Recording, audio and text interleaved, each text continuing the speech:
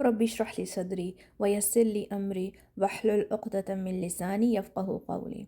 بسم الله الحمد لله والصلاة والسلام على رسول الله وعلى آله وصحبه أما بعد. السلام عليكم ورحمة الله وبركاته. مودة ورحمة. The Marriage Formula. Part 5. Most people are initially attracted to beauty and physique. Prophet Muhammad ﷺ said that if someone proposes for marriage and his religion and character satisfied the person, they should accept it. With that said, a person who fulfills Allah's rights will treat his spouse well. We often see that a person who prays and is fulfilling the duties of Allah but is not wealthy, their proposal is going to be rejected. But a person who's wealthy but not righteous, their proposal will be accepted. And it is justified by saying that Allah will guide him. And they forget that the one who guides is the one who provides as well. And Allah has told us in the Quran that if they are poor, Allah will enrich them out of His bounty. Rasulullah ﷺ said, a woman is married for 4 reasons: her property, her status, her beauty, and her religion. Thus give precedence to one with religion. One sheikh explained this by giving points to the spouse for each of these characteristics. And he said, let us start with religion. So if somebody has religion, give them 1 point. And then for each of these qualities, keep adding a 0. So if the person has religion, let's give them 1 point. Now, if they also have wealth, let's add a 0. Now this person has 10 points. If they also have status, if they have family status, let's add another 0. Now this person has 100 points. If they also have beauty, give them another 0. This person now has 1,000 points. The score is now 1,000. But take away religion. It's all 0. A righteous spouse will flee to Allah regarding any matter, and Allah will bring them the means.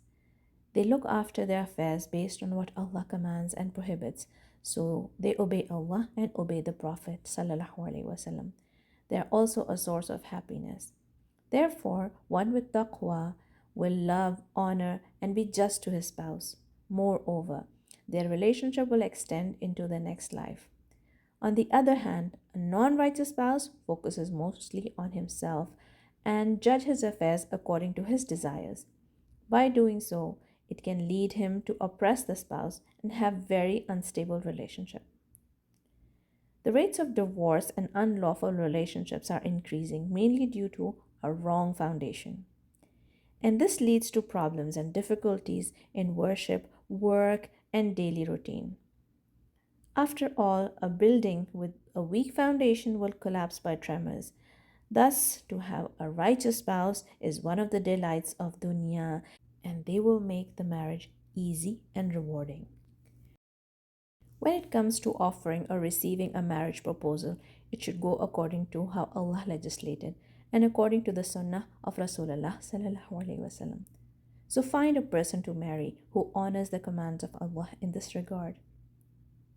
When a man finds something that he likes in a woman, the next step for him is to propose to her, with her family around, especially her male guardian.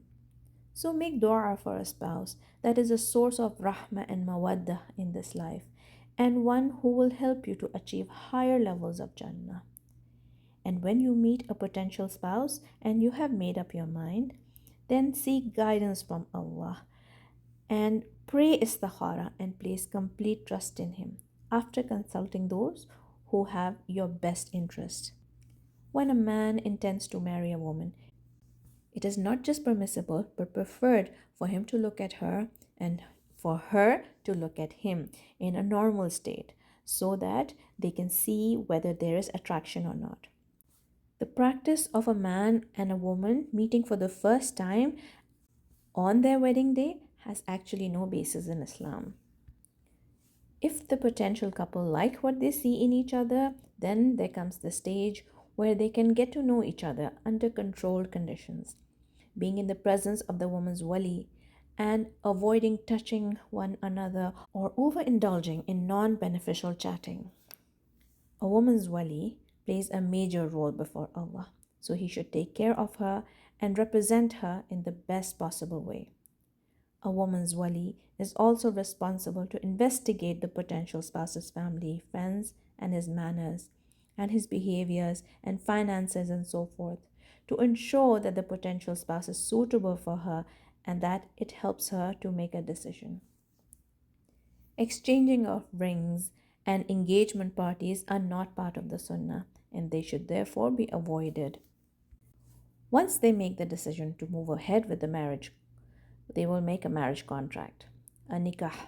A marriage contract will legally bind them as husband and wife before Allah and the people. A nikah is when the father or the male guardian of the bride gives the bride away by marrying her to the groom. This must be done by the wali of the girl, and there is no marriage contract without it. There is no specific place to get married, like in the masjid, nor is there a specific time or a day or a month, except that it should be convenient for both. It should be free of extravagance and anything that displeases Allah. The bride's consent to the marriage is required for the marriage contract to take place. However, she does not need to be physically present during the nikah. It suffices for her father or male guardian to be present with a minimum of two trustworthy Muslim male witnesses. Nikah is not the time to recite Surah Al-Fatiha, and this is an innovation. However, there is a dua that people can make for them. This is proven from Sunnah. You can say, Barakallahu lakum wa baraka alaykum wa jama'a baynakuma fi khair. May Allah bless you and bestow blessings upon you and bring you together in harmony. The meher or the dowry is an obligatory marriage gift from the groom to the bride upon marriage. The best dowry is that which is simple and minimal.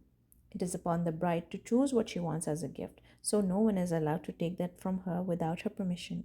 As it is an obligation of the husband to take care of his wife financially, this is one of her rights.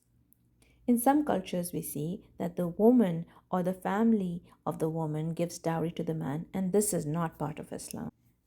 During the wedding party, showing off and the mixing of men and women should be completely avoided. When it comes to music, as a general rule, it is prohibited in Islam, as it is one of the flutes of shayateen, and it takes people out of their senses. Make sure that the union is celebrated and begins in a way that pleases Allah, so that it is blessed.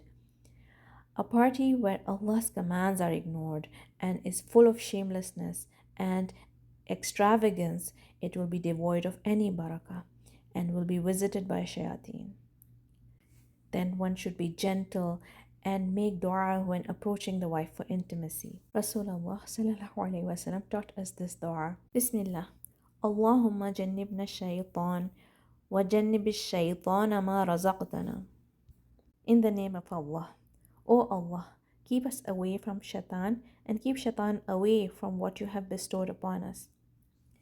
And Rasulullah sallallahu alaihi wasallam told us that if Allah has ordained a child for them, shaitan will never harm him. وَجَعَلَ بَيْنَكُم مَّوَدَّةً وَرَحْمَةً إِنَّ فِي ذَلِكَ لَآيَاتٍ لِقَوْمٍ يَتَفَكَّرُونَ